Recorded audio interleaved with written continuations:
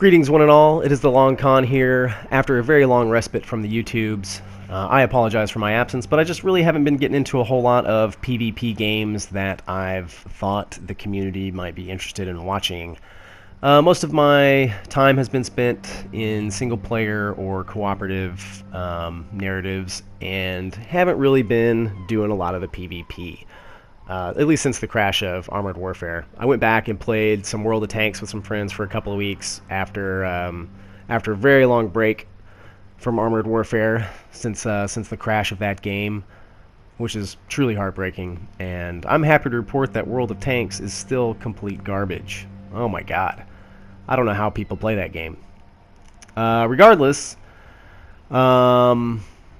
here I am with World of Warships, which is another wargaming product. However, it is from a different studio than World of Tanks console. So hopefully, and from what I've learned throughout my time in the closed beta, which I was involved with for close to a year probably, hopefully, and it seems like this studio is very attentive to the community and concerns, and also the super test, as one of my friends is in the super test, and it seems like they listen, which is good in terms of a new game with kind of an untarnished development cycle. This game isn't very cash grabby. It is free to play, so I mean they do have to make money, and I'm totally fine giving money to a free to play game if that game is good and they listen to the community and they fix problems, which is one of the biggest problems with World of Tanks, is that they neither listen to the community, their super test, or fix any other problems, and it's just a cascading cash grab. And I hope that this game does not become that. Initially, it does not seem as though that is going to be the case, and it looks terrific. It launched with a shitload of polish. The development cycle through the beta was pretty telling, as various features came online, and they refined some things. It definitely got better along the way, and they launched with a fair amount of ships as well. Although they did nix tiers 8, 9, and 10, kind of streamline some stuff from PC. I'm not sure what's going to happen with any of that mess, but it is still early development, and or early post-launch, I guess, but in development, as these games are in constant development, and I'm sure a bunch of stuff is going to change. Now, while I had intended for this to be more of a broad brushstroke overview as opposed to a particular ship review, we are actually looking at some stuff, so let's get a little bit more focused in here and see what's going on. This is the Tier 5 British battleship, the Queen Elizabeth, and we're looking at various milestones, which are passive buffs that you research through on your way to the next tier that give a variety of upgrades to your ship. Now, you also have an increasing amount of equipment slots as you ascend through tiers. I think starting at, it's either tier 3 or 4, you unlock the first one, and then as you advance up through the tiers, you get more, and so those just cost credits and apply buffs to things like torpedo reload speeds, or less time for a fire to burn, with a faster cooldown on your repair consumable, faster turret traverse, yada yada yada yada yada. Like, there's all sorts of buffs that you can apply in equipment. The loadout screen's really simple. There's not a lot going on. It just shows what consumables your ship currently has equipped. You can get your stats about your ammunition. There's also boosters, which are little flags that fly from your mast and the rigging and whatnot, which is cool. And they provide bonuses to, like, your experience gain or your commander XP and your global experience. I think there's even one that increases your speed, your overall speed percentage. And then there's camouflages on that screen as well, which if you have camouflages, you can apply them, and they apply a bunch of bonuses, or various bonuses, to your detectability range and incoming fire dispersion, making you harder to hit. And you unlock all that stuff through loot boxes that you get from completing daily challenges, of which there's a wide variety. So that's kind of cool. Under stats, you have all the numbers for everything going on with your ship that is real-time reflective of all the skills your commander might be giving you, and then all of your upgrades and equipment. So you can go and move things around and see how all of the hard numbers change on the fly, which is awesome. The commander system is really cool. Each commander has a base trait, 2 inspirations, which I'll come back to, and then a series of skills across 4 levels that you unlock within the first 4 ranks of your captain, which is cool.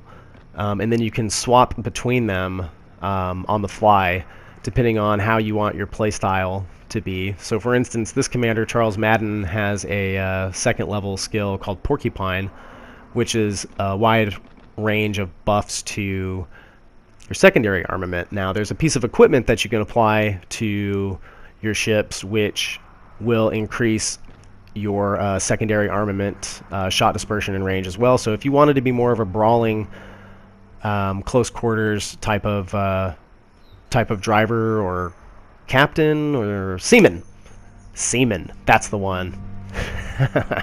You could adjust your commander and your equipment loadouts to reflect that play style, and then you can swap all this shit on the fly, which is really cool. And then as you level up, you know, your skills get better along the way, your base trait gets better, and you also unlock 2 inspirations, which is a really cool feature wherein your current commander for your ship can apply the base trait at whatever level it exists at.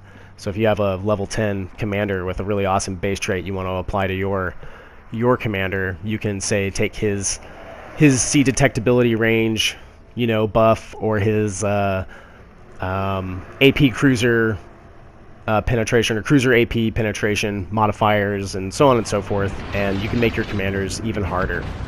It's a pretty cool system, and it reminds me a lot of Armored Warfare's tank commander system that they had going on in that game, which I miss greatly.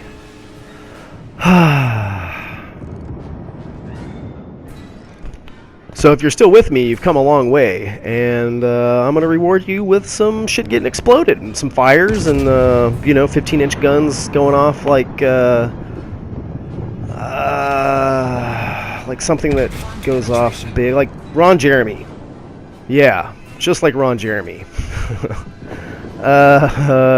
This game is actually in the Tier 4 British battleship, the Iron Duke. I had just upgraded it and went out and played a series of 3 games where I dropped more than 100,000 damage. And I was running with my friend Devil Dog. I call him Devil. I'll just call him... I don't know why I called him Devil Dog. I call him Devil. Oof. That guy just got incinerated. Anyway, he was really taking a beating this game. Everything was focusing on him. We're both in Iron Dukes, which is an awesome, awesome ship. Way, way, way, way awesome. What the fuck am I talking about? Oh, yeah. Ron Jeremy. Yeah, so, oof, that guy. Jesus Lord. What a monster. A lot like the Iron Duke at Tier 4 in World of Warships.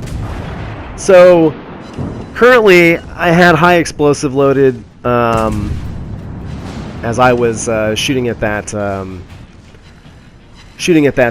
destroyer that was trying to get within torpedo range of me, and I switched back to AP after getting a salvo of high explosive into that enemy Iron Duke, and a Congo gives himself to me completely side on, and I've got a full barrage of AP waiting for him, and I believe the Iron Duke, I think, is a 14-inch gun or 14.5-inch gun, something to that effect, but you get 10 of the fuckers, and you can do shit like this and just incinerate stupid battleship drivers or cruiser drivers for that matter, that drive straight onto your broadside and don't do anything to try to throw your shots off, like slow down or change their course, and the list goes on and on and on. Devil goes down under a barrage of incoming high explosive fire, which is truly withering. I managed to get the Congo out. I managed to finish off the Iron Duke with my secondary batteries, which garnered me a close quarters medal, which is cool. There's medals in this game, kind of like in World of Tanks and Armored Warfare. Pretty much every PvP game, I suppose, for that matter. The rest of this game pretty much consists of me trying to run this Ishizuki down, which is the Tier 3 Japanese battleship, which is more of a battle cruiser. It's very nimble and very fast. I think its top speed is 30 knots compared to my 23 in the Iron Duke, I think. They play a lot different. They've got their own little personalities. It's a really good ship. Yeah,